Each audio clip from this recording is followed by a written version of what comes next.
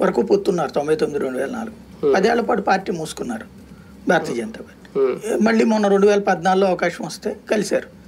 5 ఏళ్ల దాకా పార్టీ బతుకు స్టాండ్ అయిపోయింది. ఇంకో 5 ఏళ్ల పాటు మళ్ళీ ఇప్పుడు పెట్టుకున్నాను అనుకోండి, ఇంకో 10 ఏళ్ల పాటు పార్టీ మూసుకోవాలి. ఎందుకంటే ఓ ప్రాంతీయ పార్టీకి ఇప్పుడు ఒక స్పేస్ ఉంది, జాతీయ పార్టీకి ఒక స్పేస్ ఉంది. ఇది ఆంధ్రప్రదేశ్లో చూస్తే 2 ప్రాంతీయ పార్టీల రాజకీయాలు, ఒక ప్రాంతీయ కూటమి, ఇంకో ప్రాంతీయ పార్టీ, ఈ రెండింటి మధ్యన జరుగుతున్నటువంటి పోరులో ఒక స్పేస్ ఉంది. ఈ స్పేస్ ని క్యాప్చర్ చేయాలని బీజేపీ అనుకుంటోంది. కాకపోతే అట్లా కాకుండా తమతో తీసుకెళ్లాలని తెలుగుదేశం ప్రయత్నించింది.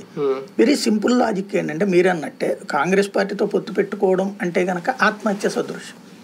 ఎందుకని సెంటర్ లో అది పవర్ లోకి వస్తుందని జనం ఎవడూ నమ్మట్లా ప్రాక్టికల్.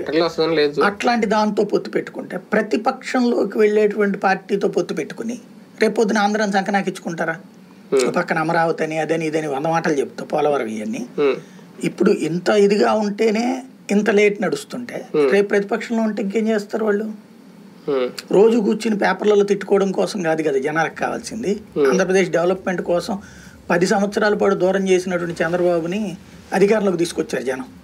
తనకి రాజకీయంగా ఆ టైంలో 2 కళ్ళ సిద్ధాంతం అని చెప్పినా కూడా అట్లాంటి వాళ్ళు జనాలు అట్లా ఓటేసేస్తారా?